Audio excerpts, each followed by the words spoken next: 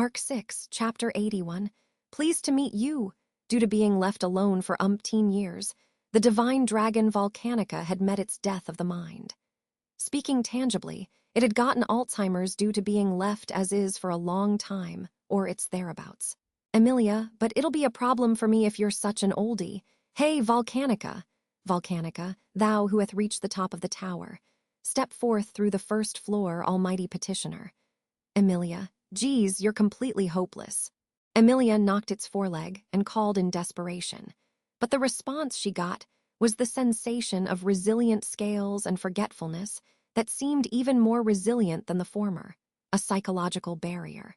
A trial which brought back the dead from the time they were alive like reeds was quite a challenge, but thinking of it now, that seemed cute compared to this. Though something like calling that thug Reed cute was like a joke in itself. Emilia. Reed could be communicated to, and he also taught us what all we needed to know, but that was not the case with Volcanica.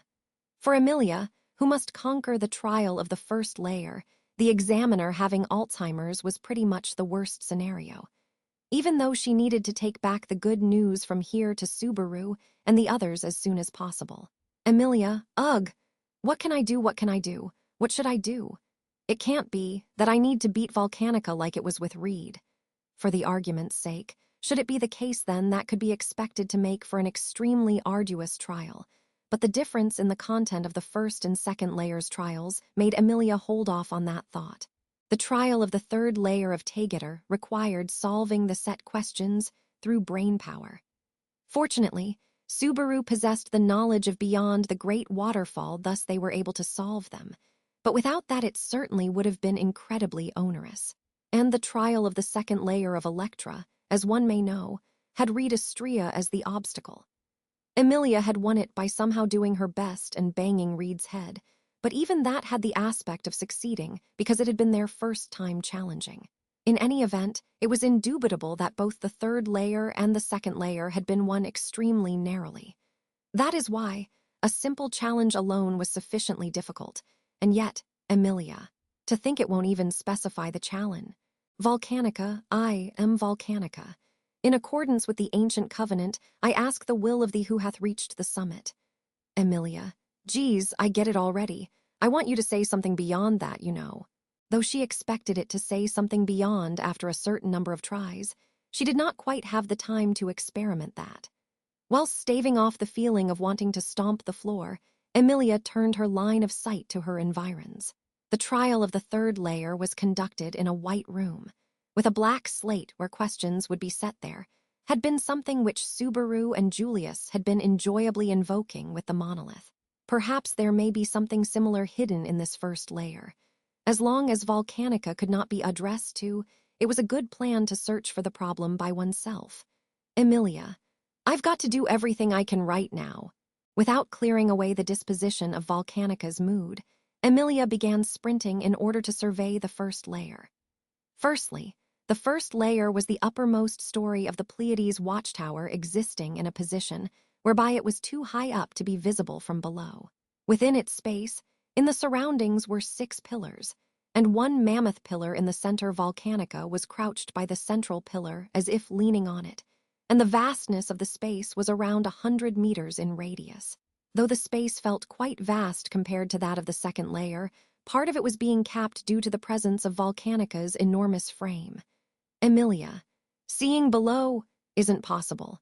Grasping one of the pillars enclosing the circumference of the first layer, Emilia confirmed what was beneath. Inside and outside of the tower, Subaru and Ram and everyone else were supposed to be putting up tough battles, but thick clouds blocked her field of vision, rendering her unable to confirm what was below her.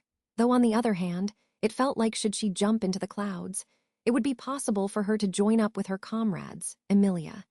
It feels like if one cheats and climbs up from the outside like this, they'd be getting a scolding.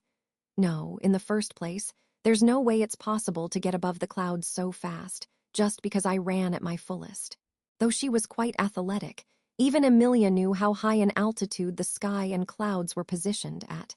When she was little, she tried to extend her hand and grab the clouds, but failed. Even when she had grown up, that hadn't changed.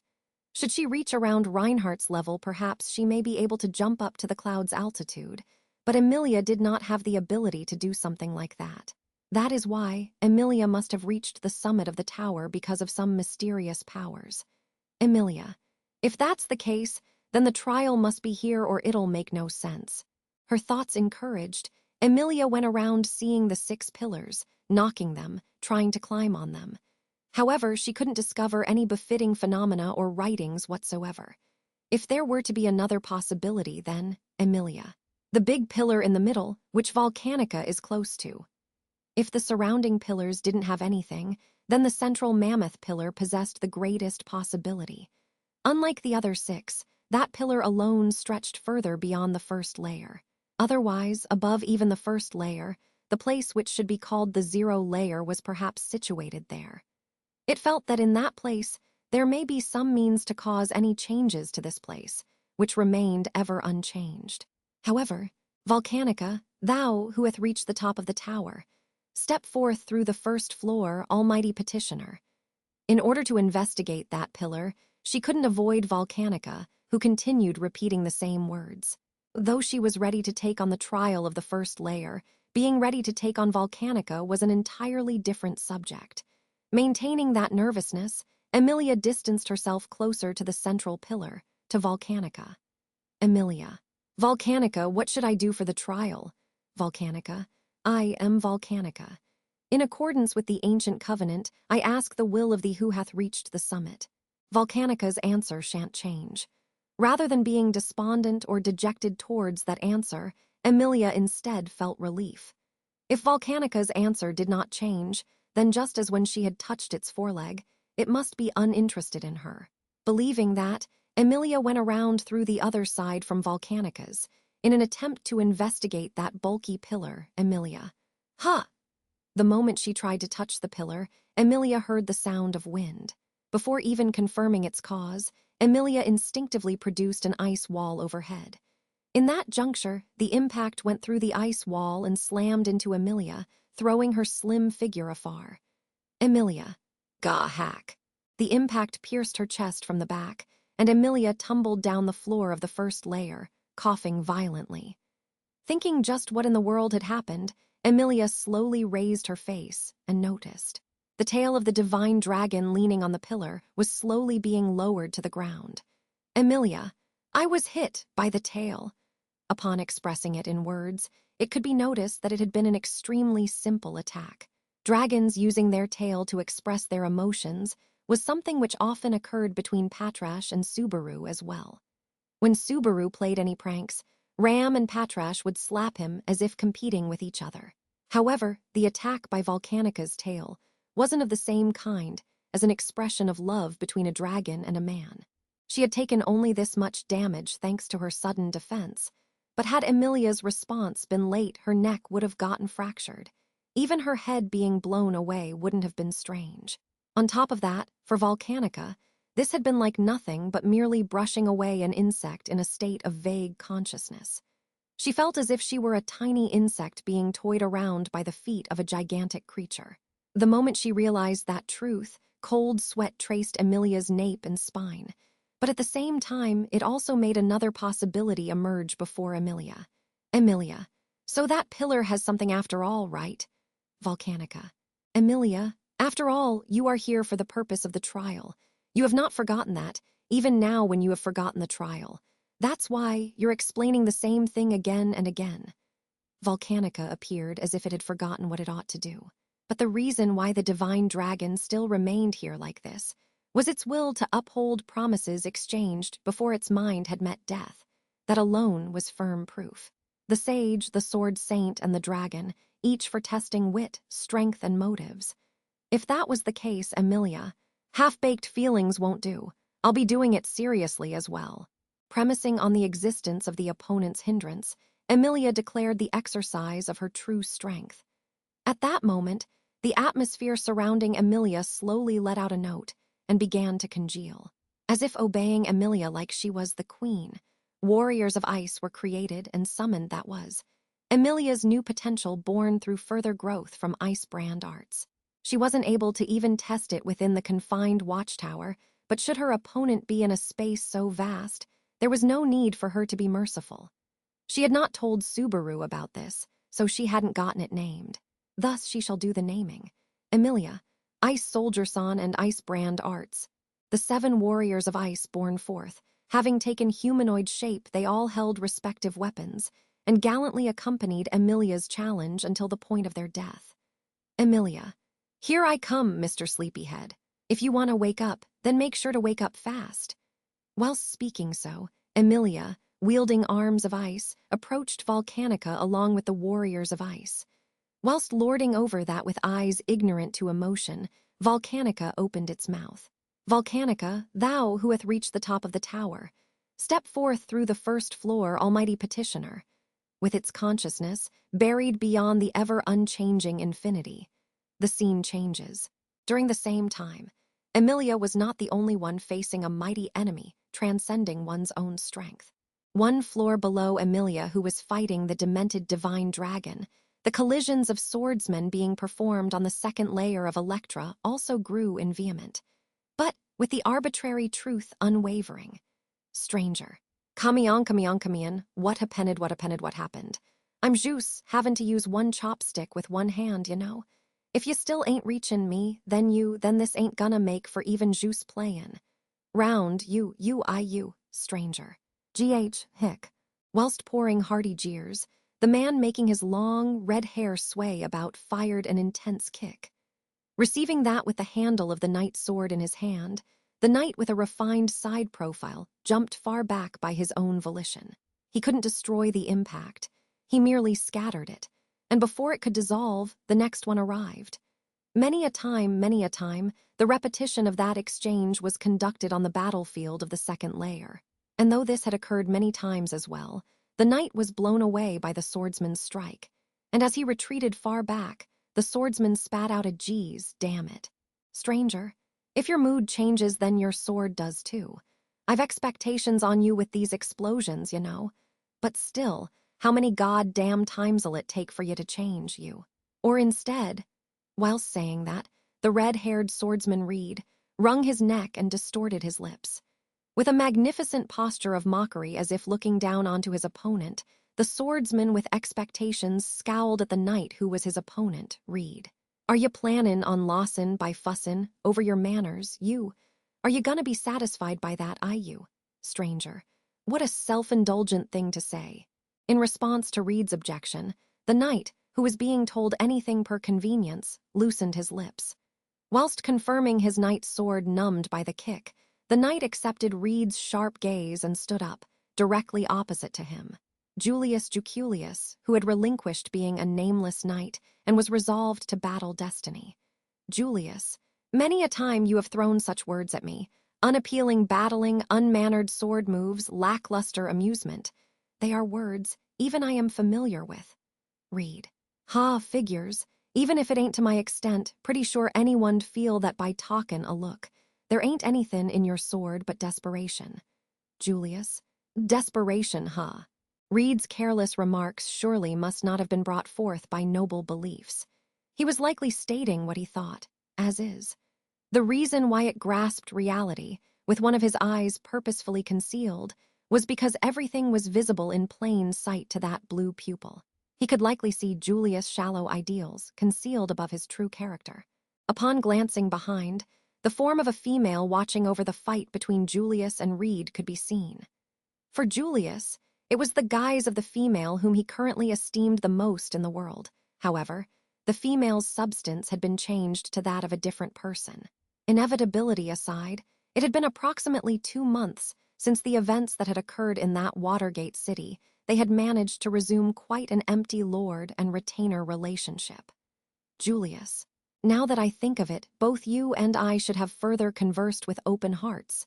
Stranger. Julius, had that been done, I'm sure I would have become good friends with you, because we shared our cherishing and admiration for the same female. Letting his heart out, Julius challenged the sword saint once again. Reed was wielding a short, slim chopstick in his right arm and assaulted the advancing Julius head-on, slashing through, clearing away, holding aloft, swinging down, striking in. At times, Julius tackled whilst weaving together reality and myth through the grip of his sword or his footwork, which Reed defended against with ease and a striking lack of seriousness. "Reed, this again how many times do I've gotta tell you this ain't gonna work, Julius? Even if you were to call it dull, this is my sword. Reed, here you go." Repudiating the rising yawn with a roar, Julius fired a sword slash which was met by Reed's kick. His stance destroyed by that kick, Julius showed an opening to which Reed's chopstick strike attained a diagonal posture that instant. Julius overturned the mantle he was wearing and instantly hid his body afterwards. Reed, heh! Reed smiled at that move and slashed both the mantle and Julius, who was on the other side. However, the moment the mantle was blown off by the chopstick strike, Julius jumped horizontally right behind and escaped the chopstick's slaughter range.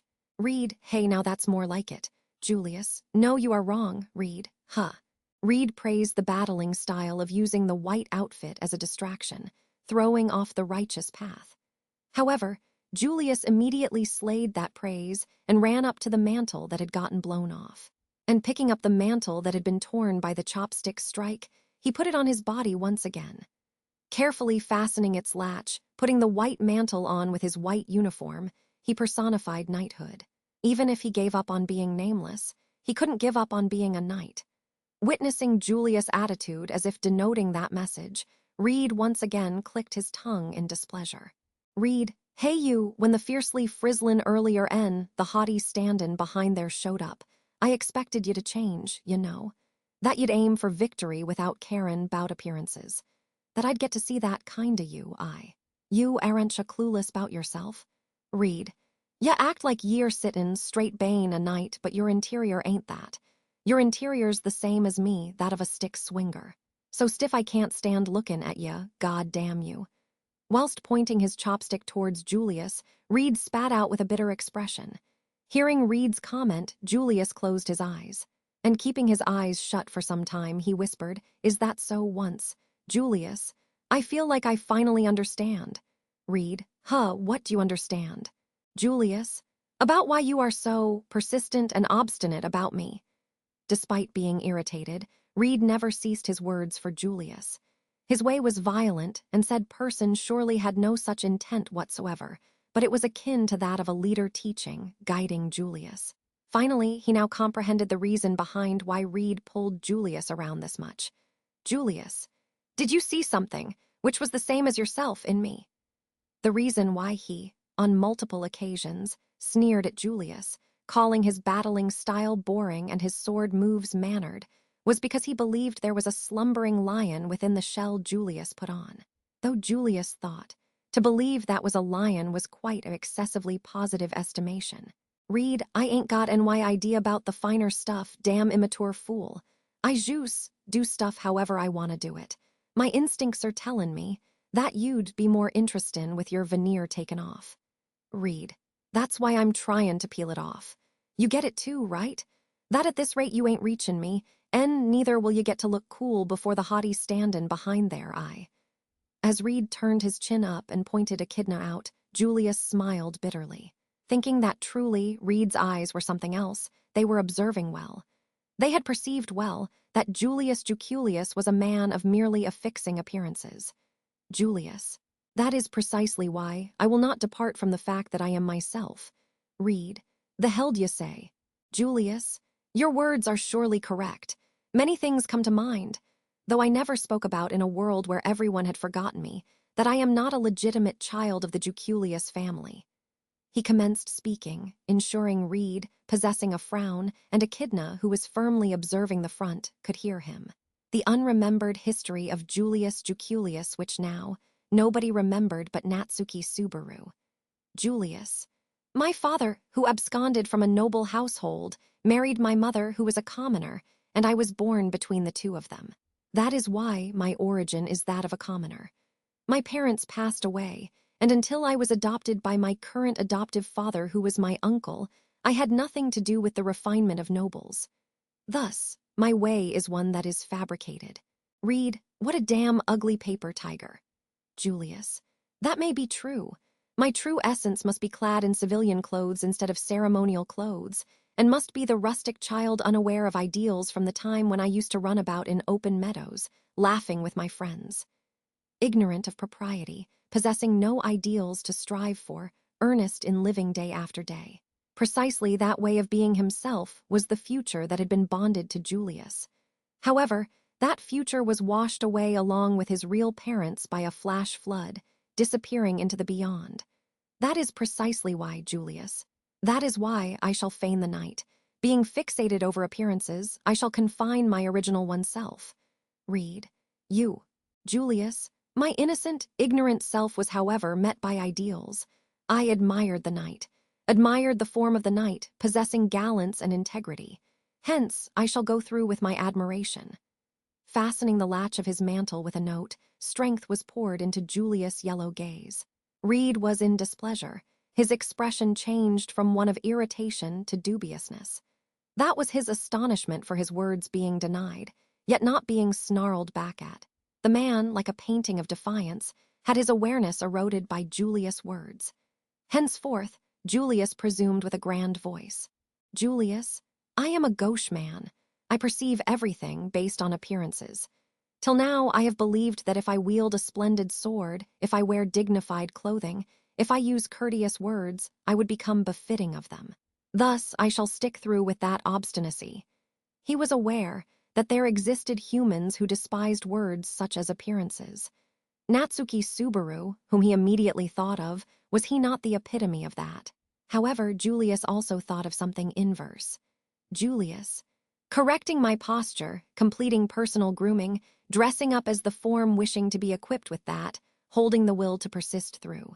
That is precisely the paper tiger I am determined to wear for eternity. Julius, I am sure there are those who mock appearances. However, I trust that there are just as many who find appearances to be dazzling, just as how I continued to yearn for the way of the night. He could not remember who it was that made his admiration for the night bud. However, Julius became a knight. The reason why Julius was called the greatest was not simply due to diligently studied sword moves, refined spirit arts, or the heights of his ability backed by those factors. It was because the way of Julius Juculius had been thought of as the way of the knight. The reason why it was the way of the utmost, excellent, knight was because his form, putting up appearances, had been perceived as dazzling. Making that declaration, Julius loosened his lips and turned towards Echidna. Julius slightly shook his head sideways, towards her, who had borrowed the form liable to his utmost respect and affection.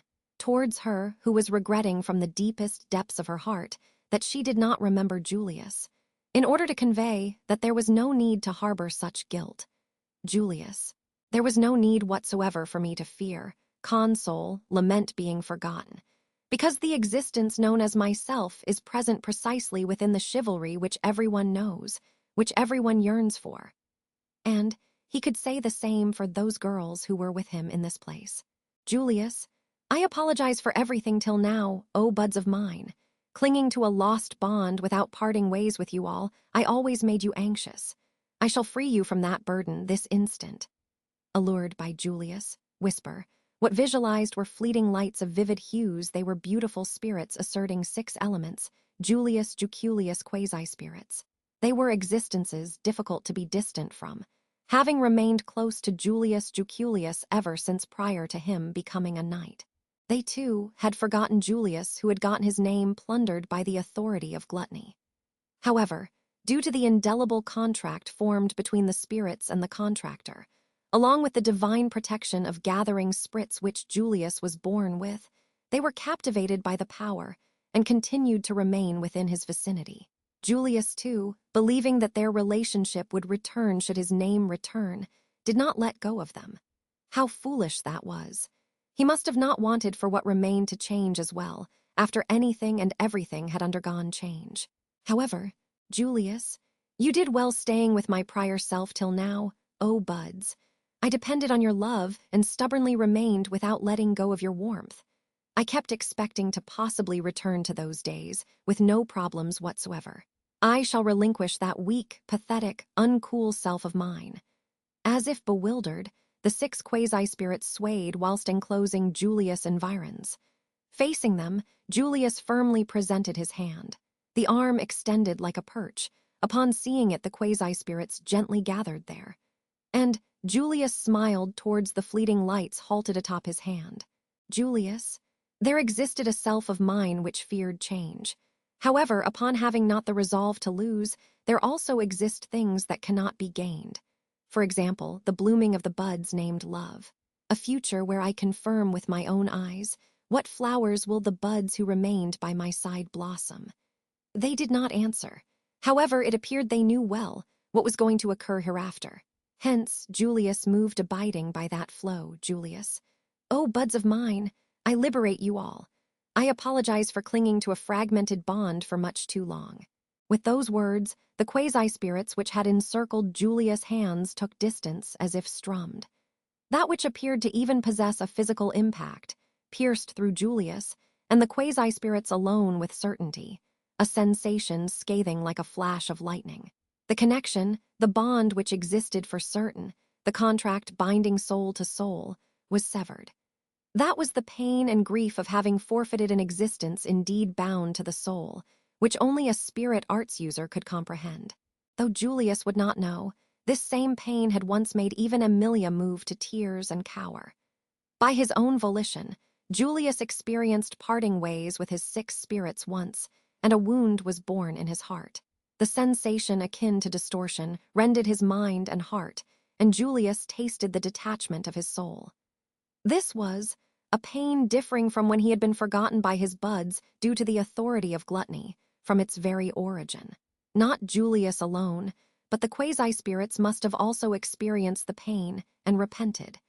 They might have sustained a wound on their soul, conveying that they shouldn't have made a contract with a human. However, Julius.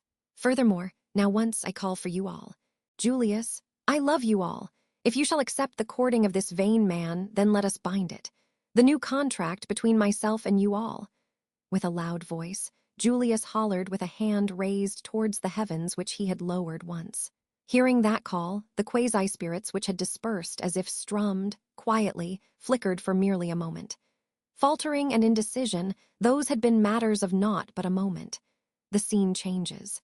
Warm luminescence enveloped the entire body of Julius Juculius, gently permeating into the wound engraved on his soul due to severing the contract. There had been glee, there had been rage, there had been grief, there had been love, there had been hate. These multitude of emotions had been there in the time greater than 10 years that Julius and those girls had spent together. Repudiating it for once, they spun future. Whether that was the correct answer, he did not know. However, he thought that he wanted it to be the correct answer. He may make mistakes countless times. Continuing in failing to choose the correct path, he may err. However, she shall shape himself through that journey. Even if he were to err, he was not alone. He was not by himself. Should he decide to move forward, then there existed ideals molded by splendid predecessors. Should he halt his feet, then there existed the warmth of his buds who had continued to watch over him with deep affection. And should he look beside, then there existed the side profile of his lord vowing to dedicate beliefs that shaped oneself. Just what did Julius Juculius have to fear in the future? Julius, that must be true. Oh, beautifully blooming maidens of mine. The 6 buds responded to that cry no. The blooming maidens gave their answer. A light was born, the scene changes. Julius, from hereafter as well profoundly, gently, whilst being hurt, I shall walk this path. The pain of the contract's severing was healed by the bond tied together once again. Clad in 6, exceedingly ever-mysterious lights, Julius Juculius looked forward. There present was the form of the pinnacle as one who had dedicated his body to the sword, whom he admired. However, Julius Juculius' jealousy was directed someplace different. Hence, he shall slash through that longing and aspiration without faltering, through the lights of a rainbow. Julius, thank you for waiting, Sword Saint Redistria. Pleased to meet you. Shaking his knight sword, Julius grasped his mantle and bowed with elegance. And lifting his face, completely taking shape of that, which he admired the most in the world, he named himself. Julius, I am the greatest knight Julius Juculius, the sword of the kingdom that shall slash you down.